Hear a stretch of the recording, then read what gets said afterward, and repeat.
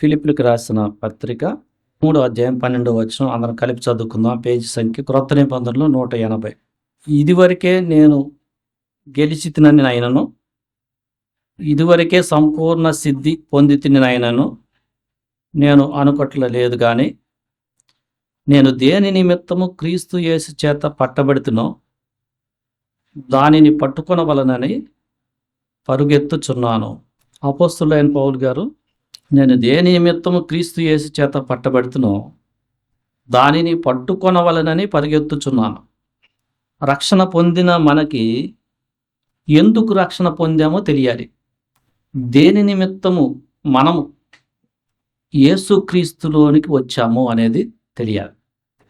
తెలిసిన ఆ విషయాన్ని చివరి దాకా ఈ భూమి మీద ఉన్నంతసేపు వరకు కూడా చాలా జాగ్రత్తగా ఆ గురి వైపు చూస్తూ వెళ్ళాలి. అసలు రక్షణ పొందిన మనము దేని నిమిత్తము ప్రభు దగ్గరికి వచ్చాం అనేది మొట్టమొదటిగా ఎరిగి రక్షణ పొందటం అనేది ముఖ్య అంశం. ఎందుకు ప్రభువుని నమ్ముకున్నాం? కొంతమందికి సరైన అవగాహన లేదు. బాప్టిజం తీసుకున్న వారికి కూడా, ఎందుకంటే ఈ వాక్యం వారికి, ఎందుకు రక్షించబడ్డావు, ఎందుకు ప్రభువుని నమ్ముకున్నావు అంటే వారికి సరిగా అవగాహన లేక బాప్టిజం తీసుకున్నారో తెలియదు. వారికి బాప్టిజం ఇచ్చిన వారు సరైన అవగాహన చెప్పక బాప్టిజం ఇచ్చారో తెలియదు. వారు సరిగా చదువుకోకపోవటం వలన, సరిగా మాటని లక్ష్య పెట్టకపోవటం వల్ల, దేవుని మాటని, కొంతమందికి రక్షణ పొంది చాలా సంవత్సరాలైనా కూడా ఎందుకు రక్షించబడ్డామో తెలియదు. సో మనం ఎందుకు రక్షించబడ్డాం? మనం పాపం నుంచి క్షమించబడకపోతే మనం శిక్షకు పాత్రలు. బేసిక్. మనకి పాప క్షమాపణ లేకపోతే మనము నిత్య శిక్షకి, నిత్య నరకాగ్నికి అర్హులం. అందుకొని మనకి రక్షకుడు కావాలి కాబట్టి, మనల్ని క్షమించే దేవుడు కావాలి కాబట్టి ఆ దేవుడైన యేసుక్రీస్తు దగ్గరికి వచ్చాం. ఇది కాకుండా నువ్వు వేరే భావాన్ని ప్రకటిస్తే, నాకు జబ్బు నయం చేశాడు కాబట్టి, నాకు జాబ్ ఇచ్చాడు కాబట్టి అని ఈ భావం కాకుండా వేరే భావంతో నీవు ప్రభు దగ్గరికి వస్తే అసలు నీకు రక్షణ అనేది అర్థం కాలేదని అర్థం. పోనీ ఇప్పటికైనా మాట వింటున్నావు కాబట్టి జాగ్రత్త పడు, రక్షించబడని నీవు. దేని నిమిత్తమై నువ్వు ప్రభు దగ్గరికి వచ్చావు అంటే నీకు పాపాలకి క్షమాపణ దొరకాలి. పాపములో పడిపోతున్న నీ హృదయానికి మార్పు జరగాలి. నీ హృదయం కడగబడాలి. అది మన చేత కాదు కాబట్టి దాన్ని యేసుక్రీస్తు చేస్తానంటున్నాడు కాబట్టి, నీ హృదయాన్ని మారుస్తాను, నా దగ్గరికి రా. ఆయనే మనల్ని హృదయం బాగు చేయగలిగిన వాడు కాబట్టి, ఎందుకంటే చేసిన వాడు ఆయన కాబట్టి, పాపం నుంచి క్షమాపణ పొంది రక్షణ పొందడానికి ముందుకు వచ్చావు. అది మొట్టమొదటిగా తెలుసుకోవాలి. నువ్వు నిన్నెవరైనా ప్రభువుని ఏంటమ్మా, ఏంటి ప్రభువుల సువార్త అంటే నువ్వేం చెప్పాలని అంటే నేను స్వస్థపరుస్తాడు. అది నిజమే. ఎందుకంటే ఆ స్వస్థత ఎందుకంటే నువ్వు అసలైన నిజమైన నిత్యం ఉండే దాని వైపు అది మార్చబడటానికి, అది నీకు ఉపయోగపడటానికి. అంతేగాని అక్కడే ఉండిపోయేట్టుగా దాన్నే ఎప్పుడు చెప్తూ ఉన్నావంటే నువ్వు సరిగా ప్రభు గురించి చెప్పట్లేదని అర్థం. సో ప్రభువు మన యొక్క బాధలు, మన బలహీనతలు ఈ లోకంలో తను చూశాడు కాబట్టి ఆయన మనకి ఆరోగ్యాన్ని ఇచ్చి, ఆయన మనం దూషిస్తున్నా కూడా తెలుసు ఆయనకి. ఎందుకంటే అంత వీక్, బలహీనతలో ఉంటాం కాబట్టి ఆయన భరిస్తూ, దీర్ఘశాంతం చూపెడుతూ, ఓర్పు చూపెడుతూ తన వైపు ఎందుకు పిలుస్తున్నారంటే, నరులారా మీ పాపాలను నేను క్షమిస్తాను, అప్పుడు మీకు కరెక్ట్గా తెలుస్తుంది లైఫ్ అంటే ఏంటో. దాని శిక్షను నేనే భరిస్తున్నాను. మేము సృజించిన వాడిని నేనే, మేము రక్షించే వాడిని కూడా నేనే. నా వైపు చూడండి, నా సిలువని చూడండి. నేను మరణాన్ని జయించి తిరిగి లేచాను, నన్ను నమ్మండి అని చెప్తున్నాడు. సో, రక్షణ పొందిన మనకి మొట్టమొదటిగా ఆ ఆలోచన కలిగి మనం రక్షణ స్టార్ట్ చేయాల. అయితే రక్షణ పొందిన తరువాత ఈ జీవితంలో వస్తున్న పరిస్థితులను బట్టి, వస్తున్న కష్టాలను బట్టి, నిజమైన మార్గంలో వస్తుంటే ఎదురయ్యే పరిస్థితులను బట్టి కొన్నిసార్లు నీకు సరైన అవగాహన లేకపోతే గమ్యాన్ని మర్చిపోతావు. ఎందుకు నేను రక్షించబడ్డాను అనేది నువ్వు కన్ఫ్యూజ్ అయ్యే పరిస్థితిలో ఉండొచ్చు. అలాంటి పరిస్థితుల్లో మనం గుర్తు చేసుకోవాల్సిన మాట ఏంటంటే, అసలు నేను ఎందుకు రక్షించబడ్డానో పౌలు చెబుతున్నాడు. అట్లా నేను పట్టుకొని దాని వైపు పరిగెత్తా ఉన్నాను అంటున్నాడు. సో, దాంట్లో నీకు ఈ లోకములో ఉండే ఘనతని, మనుషుల మెప్పుదలని క్రీస్తు కోసం నువ్వు పోగొట్టుకోవాల్సి వస్తుంది. రక్షణ పొందిన నీకు ఈ లోకంలో ఉన్న ఘనత రేపు నిలవదనే అవగాహన రావాలి ఫస్ట్. అంటే నిన్ను ప్రభులోకి వచ్చిన తర్వాత మనుషులు కొన్నిసార్లు పొగడరు. నీకు అంతకుముందు పొగడ్తలు ఇష్టం అనుకో, నువ్వు చాలా వరి అవుతావు. కానీ నన్ను ఎవరో పట్టించుకోవట్లేదు అనుకుంటావు. కానీ నీకు ముందే అవగాహన ఉంటే ప్రభువు నాకు ఇచ్చే ఆనందం వీళ్ళు పట్టించుకోవటం కాదు, కొంతకాలం అయిన తర్వాత ప్రభువే వాళ్ళని టర్న్ చేస్తాడు అనే జ్ఞానం ఉంటుంది. కానీ ఈ మధ్య నీకేం ఆలోచనలు రావచ్చు అంటే, సరైన అవగాహన లేకపోతే ఏంటిది అనే ఒక రకమైన స్తబ్యత, కన్ఫ్యూజన్లోకి వెళ్ళే అవకాశం ఉంటుంది. అదే నీకు జాగ్రత్త పడితే ఆయన నన్ను రక్షిస్తాడు. నేను ఆయన ప్రేమను పొందుకొని అవతల వాళ్ళు నన్ను పలకరించినా పలకరించకపోయినా నేనే హ్యాపీగా వాళ్ళని పలకరిస్తాను అనే భావంలో ఎదుగుతూ ఉంటాం. అఫ్కోర్స్ నీకు పెయిన్ రాదని కాదు, పెయిన్ రాకుండా ఒకేసారి ఆ స్టేజ్కి వెళ్ళిపోతావని కాదు. ఆ భావంలో ఆయన స్ట్రెంగ్త్ ఇస్తుంటే ఎదుగుతూ ఉంటావు. ఇక ఆటోమేటిక్గా కొంతమంది నిన్ను లైక్ చేస్తుంటారు, కొంతమంది నిన్ను లైక్ చేయరు, ఇవేం పట్టించుకో. అసలు నేను ఎందుకు రక్షించబడ్డాను? ప్రభు యొక్క గుణగణాలని నా లైఫ్లో నేను పొందుకోవాలి కదా అనేది నీకు తెలుస్తుంది. సో, మనం అందరం కూడా ఎందుకు రక్షించబడ్డాం అంటే, రోమిలికి రాసిన పత్రికలో 8వ అధ్యాయం 29, ఎందుకనగా తన కుమారుడు అనేక సహోదరులలో జ్యేష్ఠుడగునట్లు దేవుడు ఎవరిని ముందు ఎరిగెనో వారు తన కుమారునితో స్వారూప్యము గలవారగుటకు వారిని ముందుగా నిర్ణయించెను. దేవుని కుమారుల యొక్క లక్షణమును మన జీవితంలో ఆ లక్షణాలు ఎదగటానికి, ఆయన స్వరూపంలోకి మనం ప్రవర్తన మార్చబడటానికి దేవుడు నీకు రక్షణ ఇచ్చాడు. ఇది లైఫ్ అభ్యాసం. ఇది స్వంత నీతితో కూడింది కాదు, సొంత శక్తితో చేసేది కాదు. యేసుక్రీస్తే నీ హృదయంలోకి వచ్చి, పరిశుద్ధాత్మ దేవుడు వచ్చి ఆయన స్ట్రెంగ్త్ వలన నువ్వు క్రీస్తు స్వరూపంలోకి మార్చబడుతూ ఉంటావు. అందుకని పౌలు మనం చదువుకున్న మాటలో ఫిలిప్పీలకు రాసిన పత్రిక 3వ అధ్యాయంలో 8వ వచనంలో ఇలా చెప్తూ ఉన్నాడు, నిశ్చయముగా మన ప్రభు అయిన యేసుక్రీస్తును గూర్చిన అతి శ్రేష్టమైన జ్ఞానము నిమిత్తమై సమస్తమును నష్టముగా ఎంచుకొనుచున్నాను.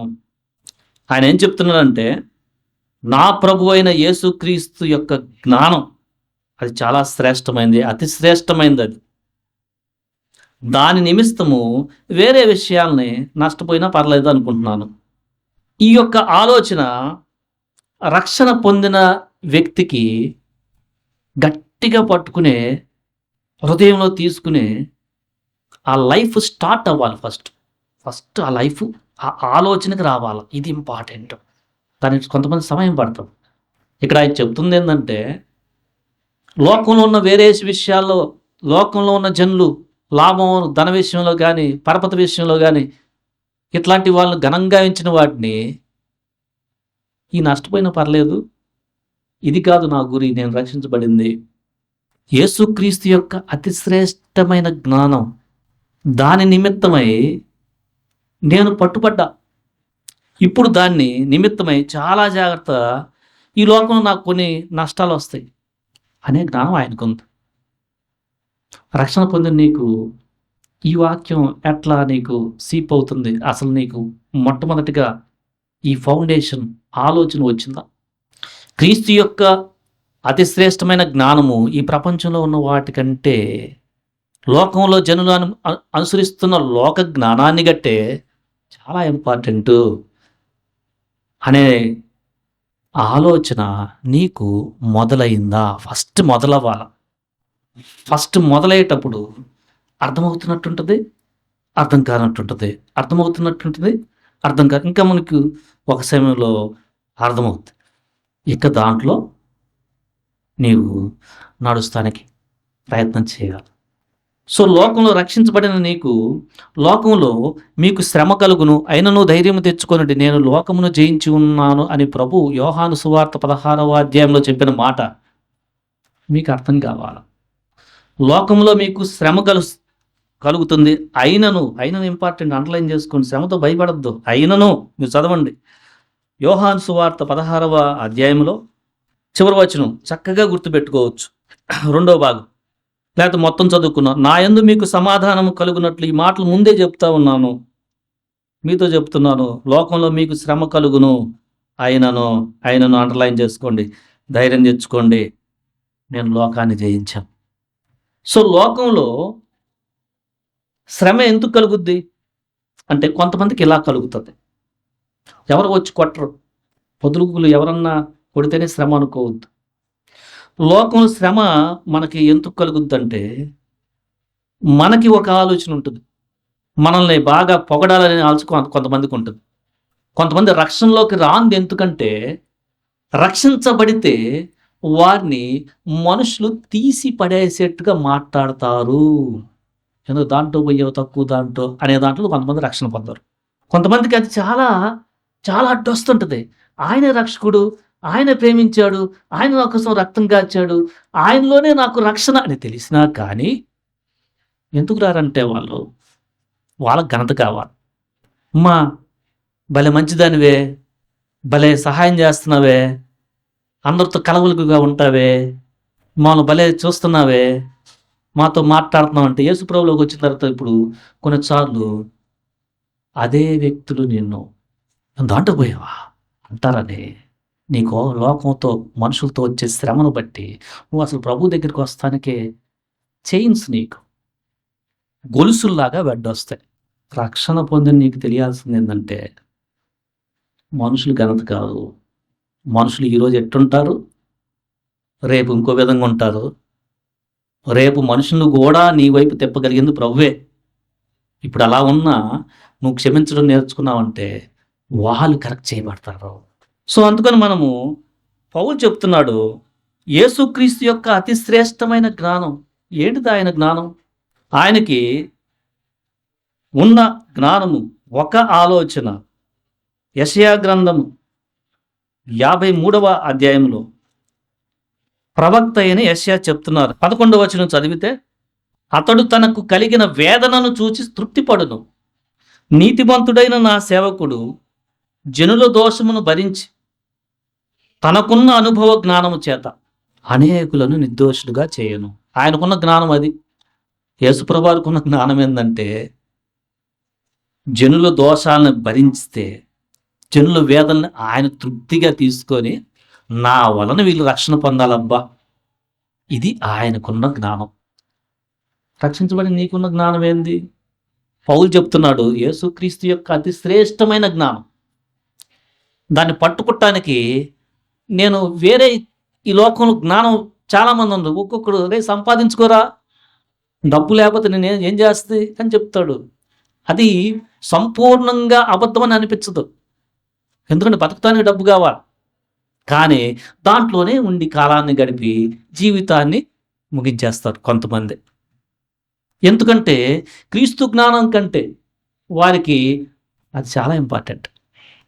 కోర్స్ ధనం లేకుండా అడుక్కొని పని చేయకుండా ఉండమని కాదు. చేస్తూనే నీ కాన్సంట్రేషన్ దేని మీద ఉంది? జాబ్ చెయ్యాలా? డబ్బులు లేనప్పుడు చెయ్యాలి. ఒక సమయం వచ్చిందనుకో ఇంక ప్రభుకు మొత్తం ఇచ్చేసేయి. ఇంక జాబ్ కంటే కూడా ఆత్మల సంపాదన ముందుకెళ్ళిపో. యేసుప్రభు వారికున్న జ్ఞానం ఏందంటే జనుల యొక్క వేదనను చూసి, ఎందుకంటే వాళ్ళు శిక్షకి పాత్రులవుతారు. రక్షణ లేకపోతే శిక్షకి పాత్రులవుతారు. అందుకొని వాటినన్నిటి కూడా నేను భరించి తండ్రి నా మీద ఈ శిక్ష అని నేను భరించి వాళ్ళని నిర్దోషులుగా చేస్తాను. ఈ రక్షణ పొందిన నీకు క్రీస్తు యొక్క జ్ఞానము నీలో వస్తూ ఉంటే ఎవరన్నా నీ మీద నిందేస్తే మొట్టమొదటిగా చాలా పెయిన్ వస్తుంది. కానీ క్రీస్తు నీకు చెప్తూ ఉంటాడు, నన్ను చూడు, నిన్ను ఒక మాటే అన్నారు, నన్ను గుచ్చారు, నన్ను చూడు, నీకు బలం వస్తుంది. నా చేతులు చూడు, గాయపడిన యొక్క బాడీ శరీరం చూడు, తల చూడు, ఇంతేమన్నా ఉన్నాయా నీకు? నేను స్ట్రెంగ్త్ ఇస్తాను. నువ్వు కొద్దిగా ఆగావంటే నువ్వు కూడా వేరే వారి యొక్క నీ మీద వేసిన దోషాలని భరిస్తావు. దాన్ని బట్టి అపోస్తలుడైన పౌలు దాన్ని చక్కగా ఎరిగాడు, చాలా చక్కగా పట్టుకున్నాడు. ఎందుకంటే లోక ఘనత వేరు. 2వ కొరింథీ రాసిన పత్రిక 11వ అధ్యాయంలో ఆయన 23 నుంచి వచనాలు చూస్తే ఆయన రాస్తున్న దాంట్లో చాలా ప్రయాసపడ్డాను, అనేక పర్యాయములు చెరసాల్లో ఉన్నాను, అంటే జైల్లో అపరిమితంగా దెబ్బలు తింటిని, అనేక మార్లు ప్రాణ అపాయములలో ఉంటిని, యూదుల చేత 5 మార్లు 1 తక్కువ 40 అంటే 39 దెబ్బలు, కొరడా దెబ్బలు తిన్నాను. 3 సార్లు బెత్తాలతో కొట్టారు, రాళ్ళతో కొట్టారు, ఓడలో ప్రయాణం చేయాల్సి వచ్చింది, శ్రమ, రాత్రింబగళ్ళు కొన్ని దినాలు సముద్రంలోనే గడిపాను. అనేక పర్యాలు ప్రయాణాల్లో నదుల వలన, ఎందుకంటే అప్పట్లో ట్రాన్స్పోర్ట్ సరిగా లేదు, ప్రయాణాలు నదుల్లో పోవాలి, దొంగలు వారి వల్ల ఆపదలు, సొంతాలు కూడా నా స్వజనుల వలన ఆపదలు, అన్యజనుల వల్ల ఆపదలు, వేరే వాళ్ళు పట్టణాల్లో ఆపద, అరణ్యంలో ఆపద, సముద్రంలో ఆపద, కపట సహోదరులు కొంతమంది ఉంటారు, కపటంగా ప్రవర్తించి వాళ్ళు కూడా ఈయన శ్రమ పెడుతుంటే ప్రయాసలో, కష్టములో, తరచుగా జాగరణ, ఆకలి దప్పులతో, తరచుగా ఉపవాసాలతో, చలితోను, దిగంబరత్వం, అంటే బట్టలు లేకుండా కూడా ఉన్నాను, ఇంకా చెప్పాల్సినవి చాలా ఉన్నాయని చెబుతున్నాడు. ఈయన ఇవి ఎట్లా భరించగలిగాడు అంటే ఆయనకి క్రీస్తు యేసు యొక్క అతి శ్రేష్టమైన జ్ఞానము నిమిత్తము మిగతా అన్ని కూడా ఇంపార్టెంట్ కాదు, అంత ఇంపార్టెంట్ కాదని తెలుసుకున్నాడు.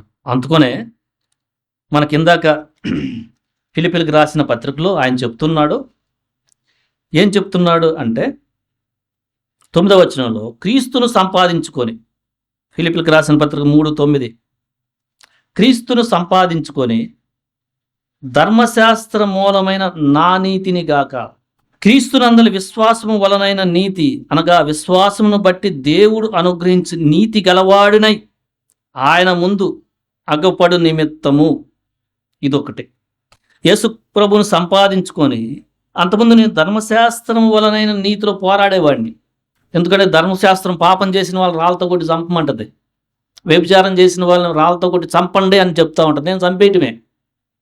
ఇప్పుడు అట్లాగా క్రీస్తును సంపాదించుకొని ధర్మశాస్త్రం మూలమైన నీతిని కాకుండా యేసుక్రీస్తునందరి నమ్మటం వలన వచ్చే నీతిని, ఆ నీతి కోసం పరిగెత్తున్నాను. ఈ వాక్యం మనకి ఎట్లా అర్థమైంది? నీకేమన్నా ఇప్పుడు ధర్మశాస్త్రం ఉందా?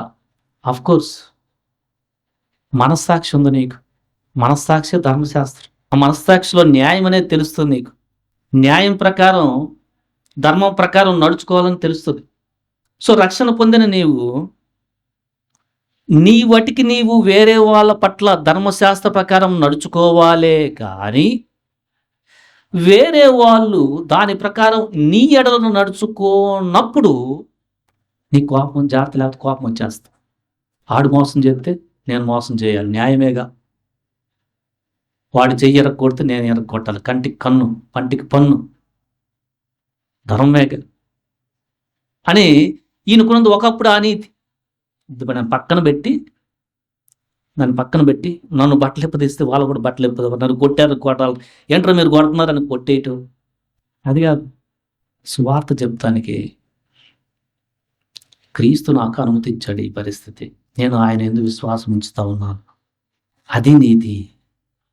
ఎందుకంటే ఆయన కూడా దేవుని యందు యేసుక్రీస్తు విశ్వాసం ఉంచి సిలువుకు అప్పచెప్పేసుకున్నాడు అంతే.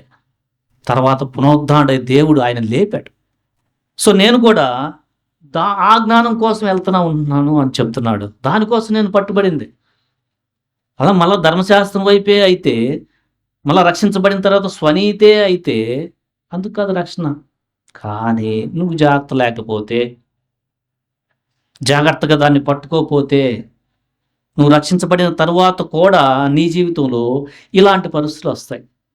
ఎందుకంటే నేనైతే అట్లా చేస్తానా, నేనైతే అట్లా చేయను కదా అని ఆ భావాల వలన కోపం క్రియేట్ అయ్యే సిచ్యువేషన్లోకి అపవాది నిన్ను ప్రేరేపిస్తూ ఉంటాడు. సరిగ్గా జ్ఞానం లేకపోతే ఆ సమయంలో నీకు రక్షించబడిన దాని ఎందుకు క్రీస్తు నేను పట్టబడ్డాను, ఈ మనిషి ఎందుకు అట్లా ప్రవర్తించాడు, ఇప్పుడు నేను ఓర్పు, సహనము, క్షమించడం నేర్చుకోవాలా? కోర్స్ వెంటనే రాదు. ఫస్ట్ ఆ జ్ఞానం రావాలా, ఆలోచన ఫస్ట్ అక్కడ వచ్చిన తర్వాత ప్రభు యొక్క కృపను బట్టి ప్రార్థన చేసుకుంటే, ప్రభు నాకు క్షమించే తప్పు, అప్పుడు నీతొద్దు మళ్ళా ఆడిని అంటాం, మళ్ళీ ఆ రోత నోరు పారేసుకోవటం, అప్పుడు మాట్లాడిన బూతులు ఎట్లా పడితే అట్లా మాట్లాడటం.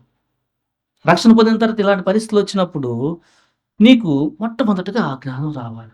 ఎందుకు నేను రక్షించబడింది, ఇప్పుడు మళ్ళీ ఇలా బూతులు తిడతానుక, ఒకప్పుడు ఆ రోతలో బతికాను, ఈ పరిస్థితి ఎందుకు వచ్చింది, నేను దేవుణ్ణి నమ్ముతా, నేను దేవుణ్ణి నమ్మి ఈ విషయంలో ఆయనకి నా పరిస్థితి అప్పచెప్పేస్తాను.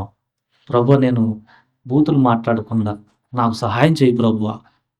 అంతకుముందు అయితే ఈ పరిస్థితుల్లో వెళ్ళి మాట్లాడటమే, అంతకుముందు నాకు అన్యాయం చేస్తే ఇంకో అన్యాయం చేయాలనే పన్నాకం వేయటమే, అది ధర్మశాస్త్రం. ఇప్పుడు అట్లా కాదు. పౌలు చెప్తున్నాడు, నేను యేసుక్రీస్తును నమ్ముతున్నాను, ఆయన నమ్మకత్వాన్ని బట్టి ఈ పరిస్థితి ఆయనకు అప్పచెప్తాను, ఆయనే సెట్ చేస్తాడు. సో మనం అందుకోసం మనం పట్టబడ్డాం. అంతేగాని మళ్ళా స్వనీతిని తెచ్చి మన రక్షణలో కొనసాగించి మనం కోపాలకి, ద్వేషాలకి, పగపట్టే వారంగా ఉండటానికి కాదు. నీకు జాగ్రత్త లేకపోతే నువ్వు సరిగ్గా దాన్ని అర్థం చేసుకోకపోతే అలాంటి దిశలోనే ప్రయాణం చేస్తూ తప్పిపోతున్న స్థితిలో ఉంటాయి. ఈ రోజుకి చాలా జాగ్రత్త పడు. పౌలు చెప్తున్నాడు, ధర్మశాస్త్ర సంబంధమైన నీతి కాదు అంటే దాని అర్థం ఏంటంటే మన విషయంలో అవతల వాళ్ళకి న్యాయం చేయాలి. కానీ ఈ పాపంలో పడిపోయిన లోకములో అవతల వాళ్ళు మన విషయంలో మనం న్యాయం చేస్తున్నా చెయ్యకపోవచ్చు, అన్ని వేళ అలా ఉండదు. కానీ అప్పుడప్పుడు వచ్చినప్పుడు జాగ్రత్త పడు. అది నువ్వు రక్షణలో ఎదిగే టైం, లేకపోతే రక్షణలో తొలగిపోయే సమయం. అదొక జంక్షన్. ఆ జంక్షన్లో నేను ఎందుకురా పట్టుబడిన మళ్ళీ ఈ చిన్నాట్ల కోసం ఎదుగుతున్నానని. ఎందుకంటే అపవాది బాణాలు వేస్తూ ఉంటాడు నీ మనసులో, బాణాలు వేస్తుంటాడు. వాడు చూసావా, మీకంటే వాడు ఇల్లులు కట్టేశాడే, ఏంటి పరిస్థితి, యేసు ప్రభు వారికి వేశాడు, ఈ లోకంలో భోగాలు మొత్తం ఇస్తాను, నన్ను ఆరాధించు అని చెప్పాడు. నీకు జాగ్రత్త ఉండాలి, లేదనుకో తప్పిపోతావు. ఎందుకు నీ పట్టపడ్డావు, నువ్వు గోల్ తప్పిపోతావు, గురి తప్పిపోతావు. నీకు ఈ వాక్యం గుర్తు రావాలి. ఆయన చెప్తున్నాడు, క్రీస్తు నందలి 10-11 వచనాల్లో, ఏ విధము చేతనైనను మృతులలో నుండి నాకు పునరుద్ధానం కలగవలెనని ఆయన మరణ విషయములో సమానుభవము గలవాడునై ఆయనను ఆయన పునరుద్ధాన బలమును ఎరుగు నిమిత్తం అంటున్నాడు. పునరుద్ధాన బలాన్ని ఎరిగే నిమిత్తం ఏంటి? ఈ మాటలో అర్థం చేసుకుంటానికి కూడా కొంచెం చాలా శ్రద్ధ అవసరం. ఏంటిది, ప్రభు వచ్చిన తర్వాత అందరు పునరుద్ధానలే లెగుస్తారని చెప్తుంటే ఈయనేంటి మళ్ళా ఇట్లా రాస్తున్నాడు, ఏ విధము చేతనైనను మృదులలో నుండి నాకు పునరుద్ధానం కలగాలని యేసు ప్రభుయారి యొక్క మరణములో ఆయన పడిన శ్రమను కూడా నేను పంచుకుంటున్నాను, సమానుభవం కలవాడినై ఉండాలి. ఎందుకంటే ఒక ఫస్ట్ మరణం, తర్వాత పునరుద్ధాన బలం ఉంటుంది అని చెప్తున్నాడు. ఏంటిది ఈ మాట? నాకు అర్థం కావట్లేదు. ఏంటిది? మనం శ్రద్ధ పెడితే ఏంటి పౌలు అంత శ్రమపడి ఆ మాటనేంది అంత చాలా చాలా అంత గట్టిగా మళ్ళా ఇట్లా రాసాడేంది అంటే, కొంతమందికి అసలు రక్షణ ఎందుకు కూడా ఆలోచన లేనట్టుగా చాలా ఈజీగా ఉంది. చాలా ఈజీ. అబద్ధాలు చెప్పటం, ప్రభు నన్ను క్షమించు. మోసం చేయటం, ప్రభు స్తుతిస్తున్నాను నిన్ను, నా పాపాలు క్షమించావు. ఈ ఆట కొంతమందికి. నిజంగా నీకు ప్రభు ఎంత క్రయధనాన్ని, పరిశుద్ధమైన రక్తాన్ని కాచి ఎన్ని పాటలు పడ్డాడో సిలువలని వస్తే నువ్వు చాలా సీరియస్గా తీసుకుంటావు. నువ్వు అక్కడవే కాదు, దేవుడు నీతో వర్క్ చేస్తుంటాడు. అబద్ధం చెప్పే కాడ చాలా సీరియస్గా ఉంటావు. ఒకవేళ తడబడి చెప్పినా ప్రభువు నీకు టీచ్ చేస్తుంటే మళ్ళీ ఎట్లా సరి చేసుకోవాలా, ఎలా సరి చేసుకోవాలా, ఏంటబ్బా పడిపోయాను అని తహలా ఆడుతుంటాం. అది రక్షించబడిన యొక్క బిడ్డ జీవితంలో ఉండే పరిస్థితి. అది ఇంపార్టెంట్. సో నువ్వు అది లేకుండా అబద్ధం చెప్పేసి ఆయన మళ్ళీ క్షమించేస్తాడులే ఇలాగానే ఉంటే ఎందుకోసం పట్టబడ్డావు అనే జ్ఞానం నీకు లేదు అసలు. ఆ పరలోకంలో పౌలు గారు ఉండే మహిమలో అంత గ్లోరియస్గా నువ్వు ఉండకపోవచ్చు. ఎందుకంటే రక్షించబడి ఎంత జాగ్రత్తగా బతికో అంత గ్లోరియస్గా ఎంటర్ అవ్వచ్చు పరలోకానికి. బట్ ఆయన ఇచ్చే మహిమ ఆ గ్లోరియస్ బాడీలో మిస్ అవ్వచ్చు. సో రక్షణ పొందిన నీవు పునరుద్ధాన బలం ఏంటంటే, మనం స్వయం చచ్చిపోతేనే దేవుని యొక్క జీవం మనలోకి వస్తుంది. మన స్వయం ఏం చెప్తా ఉంటుందంటే, మాటకు మాట అనేసేయి, మోసం చేసేయి. కోర్స్ నువ్వు రక్షించబడిన తర్వాత 100% అలాంటి ప్రమాదంలో పడవు అని అర్థం కాదు. జాగ్రత్తగా ఉండు, యథార్థంగా ఉండు. పడినా అరే ఏంటిది, ఇది కాదే ఎన్న రివైవ్. పడిపోతా దేవుని వాక్యం అంటే భయం లేకుండా అలా కొనసాగించే వారికంటే పడిపోయి నువ్వు యథార్థంగా దేవుని ముందు నీ విషయం చెప్తే ఆయన జీవం నీలోకి వస్తుంది.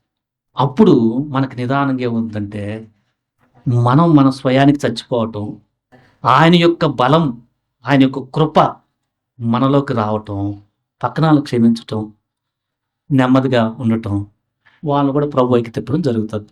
అదే పునరుద్ధాన బలం. అది జరగాలంటే మనం యేసు ప్రభువారు ఎట్లా శ్రమపడ్డారు?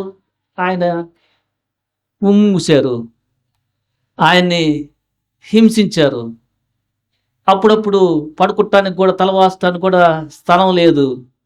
ఆ అనుభవంలోకి నువ్వు ప్రభు అనుమతిస్తే ఆయా పరిస్థితుల్లో సిద్ధంగా ఉండాల. ఎప్పుడు అని కాదు, నువ్వు పోయి దాంట్లో పడమని కాదు, అనుమతిస్తాడు కొన్నిసార్లు. రారా ఈరోజు పనుకుంటానికి కూడా స్థలం లేదు, బట్ ఆ ఊరికి వెళ్ళి సువార్త చెప్పాలి అంటే ఒకరోజు నువ్వు చాప మీద పనుకోవాల్సి వస్తుంది. ఇంట్లో నువ్వు పరుపు మీద పనుకుంటూ ఉండొచ్చు, కానీ నీకు అది చాలా శ్రమ కొంతమందికి, కానీ చెయ్యాలి ప్రభు కోసం. అప్పుడు ఆయన జీవం మనలోకి వస్తుంది. ఆ జీవం వేరే వారికి బ్లెస్సింగ్ అయిపోతుంది. సో పౌలు చెప్తున్నాడు, యేసు ప్రభు యొక్క మరణం అనుభవంలోకి నేను సమానంగా ప్రయత్నం చేస్తుంటే ఆయన యొక్క పునరుద్ధాన బలం కూడా నా మీదకి వస్తుంది అని చెప్తున్నాడు. వీటిలన్నిటి గురించి కూడా మళ్ళా చెప్తున్నాడు. సమస్తమును నష్టపరచుకొని 10-11 కలిసి ఉన్న వచనాల్లో ఆయన శ్రమలలో పాలివాడవుట ఎట్టిదో ఎరుగు నిమిత్తము సమస్తమును నష్టపరుచుకొని, ఆయన శ్రమలో పాలివాడినవుట ఎట్టిదో ఎరుగు నిమిత్తము అనేది ఇది ఒక అనుభవం. రక్షణ పొందిన వ్యక్తి ఎందుకోసం పట్టుపడ్డాడో అని. యేసు ప్రభువారి శ్రమలో నీ వంతు నువ్వు ఎప్పుడన్నా పాలు పొందుతున్నావా? అది చాలా ఇంపార్టెంట్. దానికి చాలా నష్టం వస్తుంది. అంటే నష్టం అంటే ఈ లోకంలో వారు లాభం అని అనుకున్న దాంట్లో నీకు నష్టం వస్తుంది. అది అక్కడ నష్టం రాదు. దానివల్ల నీకు నష్టం అనేది ఎక్కడ వస్తుందంటే, ఈ లోక ప్రజలు లాభం అనుకుంటుంది, అవి కోల్పోతూ ఉంటాం. సో కొన్నిసార్లు నువ్వు ఆ శ్రమలో పాలివాడు అయ్యేటట్టుగా ఆయన్ని ఇంట్లో వాళ్ళు కూడా పట్టించుకోలేదు అనే మాట నీలో కూడా నెరవేరుతాడు. అది చాలా పెయిన్‌ఫుల్‌గా ఉంటుంది నీకు. ఎందుకంటే ఆయన వచ్చినప్పుడు సొంత ఇంట్లో వాళ్ళు కూడా "ఏందయ్యా? ఏంటి?" అని సహోదరులు కూడా ఎగతాళి చేసి మాట్లాడారు. సో అలాంటి అనుభవాలు నీకు అప్పుడప్పుడు తగులుతా ఉంటాయి. కానీ వరి అవ్వక నీవు ప్రభు కోసం ముందుకెళ్తే యేసు ప్రభువారు పునరుద్ధాడని తిరిగి లేచిన తర్వాత తన సహోదరులందరూ కూడా ప్రభు పరిచయం చేశారు. అది జరుగుద్ది. కానీ కొంతకాలం ఈ లోకంలో పతనమైన మానవుడికి దీని యొక్క మర్మం అస్సలు అర్థం కాదు. వాళ్ళు నిన్ను వెర్రివాడి వలె చూస్తారు. బట్ నువ్వు తెలుసుకోవాల్సిందేందంటే అది తాత్కాలికం. కొంతకాలం అయిన తర్వాత దేవుడు నిన్ను ఘనపరుస్తాడు. కానీ ఆయన మరణంలో పౌలు చెప్తున్నట్లుగా ఆయన శ్రమలో పాలివాటముని ఎట్టిదో నేను ఎరిగే నిమిత్తము నేను మిగతా వాటిని నష్టంగా ఎంచుకుంటున్నాను. సో ఈరోజు మనం అసలు ఎందుకు పట్టబడ్డావో మొట్టమొదటిగా నువ్వు ఎరిగావా? ఫస్ట్ అది ఇంపార్టెంట్. దాన్ని గట్టిగా పట్టుకో. ఎందుకు పట్టబడ్డావంటే ఫస్ట్ నీకు శిక్ష తప్పింది. ఫస్ట్ స్టెప్ అది. ఫస్ట్ నీకేం జరిగిందంటే నువ్వు పట్టబడకపోతే నువ్వు నరకానికి వెళ్తావు. యేసుక్రీస్తు నీ తరపున శిక్షణ భరించాడు. నీకు పాప క్షమాపణ ఆయన రక్తంలో దొరికింది. ఆయన పునరుద్ధరణ తిరిగి లేచాడు. ఆయన పునరుద్ధాన శక్తి పరిశుద్ధాత్మని ద్వారా నీలోకి వచ్చేసింది. ఈ వచ్చిన తర్వాత నీవు ఈ పాపపు లోకములో నువ్వు ఇంకా జీవించవలసి ఉన్నది. ఎందుకంటే నీ ద్వారా అన్యజనులు ప్రభువు వద్దకు రావాలని. ఈ సమయంలో నీకు